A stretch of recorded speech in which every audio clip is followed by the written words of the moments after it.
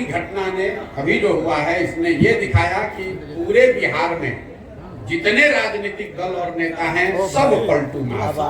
आज ये भी तय हुआ कि नरेंद्र मोदी, अमित शाह और भाजपा वाले भी उतने ही बड़े पलटू मार है जो अभी 2 महीना 4 महीना पहले कह रहे थे कि नीतीश कुमार के लिए बिहार में भाजपा का दरवाजा बंद है। ये पलटू मार पूरी राजनीतिक व्यवस्था है, इसलिए कि कल तक जो नीतीश कुमार को गाली दे रहे थे भाजपा के वर्कर, समर्थक, कार्यकर्ता, आज ही से इनको सुशासन का नया प्रतिमूर्ति बताने लगेंगे। ये पलटू मार व्यवस्था इसलिए है कि आज तक राजद जो उनको सुशासन और भविष्य का नेता बता रही थी, अभी आज शाम होते होते वो फिर नीतीश कुमार को गाली देंगे, उनको शराबबंदी में माफियागिरी दिखने लगेगी, भ्रष्टाचार उनको बिहार में दिखने लगेगा। अभी सुबह तक नहीं दिख रहा था। तो नीतीश कुमार पलटू मार है, ये तो पूरा दुनिया जानता है। अब ये बहस का ये कोई डिस्कवरी का मुद्दा नहीं है। इस घटना ने ये दिखाया कि नीतीश कुमार ने अपने ही रंग में यहाँ के पूरी राजनीतिक व्यवस्था को रंग दिया है, जिसमें भाजपा और राजद दोनों ही उतने ही बड़े पलटूमार है जितने बड़े नीतीश कुमार है। आगे सर लोकसभा चुनाव है, विधानसभा चुनाव है, तो ये जो घटना हुई है इसका कितना असर पड़ेगा सर? देखिए, लोकसभा के चुनाव के नजरिए से मैंने पहले भी कहा है और कैमरे पर कहा है कि नीतीश बाबू अगर महागठबंधन में लड़ते तो उनको 5 सीट भी नहीं आने वाला था। ये तो लोगों को पता था।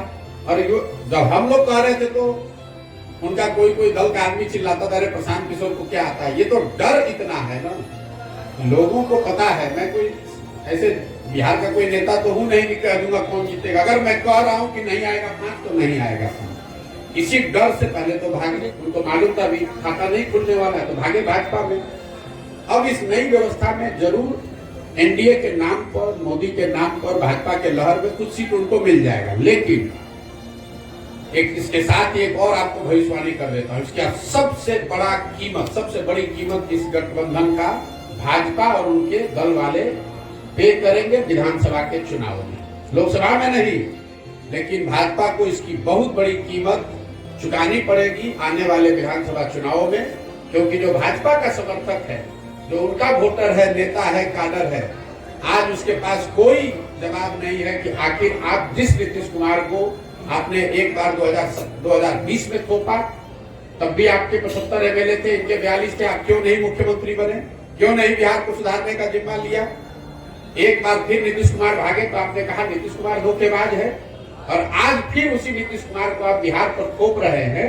तो जिस तरह से कांग्रेस और कांग्रेस के नेतृत्व ने चंद सांसदों के लालच में बिहार को 20 वर्ष तक लालू के हाथ में बेचा, इसकी चिंता नहीं की कि बिहार के लोगों का क्या होगा। 10, 15, 20 सांसद हमारे जीत के यूपीए के आते रहे। लालू जी अगर पूरा बिहार लूट कर बर्बाद कर रहे हैं तो कोई चिंता नहीं थी सोनिया गांधी को, कोई चिंता नहीं थी कांग्रेस लीडरशिप को। वही हाल आज भाजपा के लीडरशिप का है। उनकी चिंता बस इतनी है कि संसद में अगले लोकसभा चुनाव में हमारा 30-35 सांसद जीत कर आ जाए। अगर नीतीश कुमार ने पूरा बिहार को बर्बाद कर दिया है, उनकी मानसिक हालत नहीं है बिहार को चलाने की, इसकी कोई चिंता उनको नहीं है, तो बिहार के लोगों की चिंता नहीं है, उनको बिहार के बच्चों की चिंता नहीं है, तो लोकसभा में तो असर नहीं दिखेगा ज्यादा, लेकिन विधानसभा में भाजपा को बहुत बड़ी कीमत इसकी चुकानी पड़ेगी। और आप इस वक्तव्य को नोट करके, रिकॉर्ड करके रखिए, अगर न हो तो मेरी गर्दन आप पकड़ लीजिएगा। कांग्रेस से आपका संबंध है सर? मेरे भाई ऐसा है कि मेरा संबंध किससे है कि बताने वाले पंडित इतने हैं बिहार में कि बेचारे 1.5 वर्ष से कोई बता रहा है कि मैं भाजपा से मेरा संबंध है, कोई बता रहा है कांग्रेस से है, कोई बता रहा है नीतीश और लालू से है।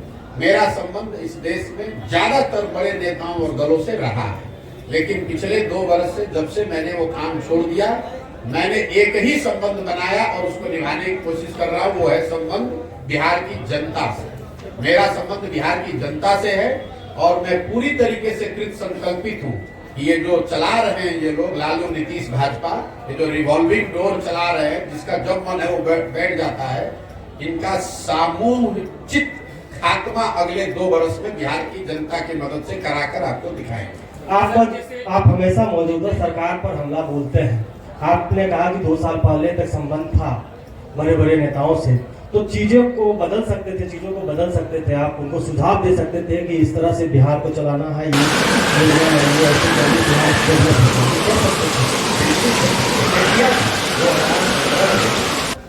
बिहार की राजनीति से मेरा कोई लेना देना कभी नहीं रहा, लेकिन 2015 में जब यहाँ मैंने नीतीश कुमार की मदद की तो उसके साथ साथ 7 निश्चय का कार्यक्रम भी बनवाया, बिहार विकास मिशन की परिकल्पना भी की। लेकिन हम कोई मंत्री नहीं बने, हम यहाँ कोई ओहदा लेके नहीं रहे, हम तो चले गए।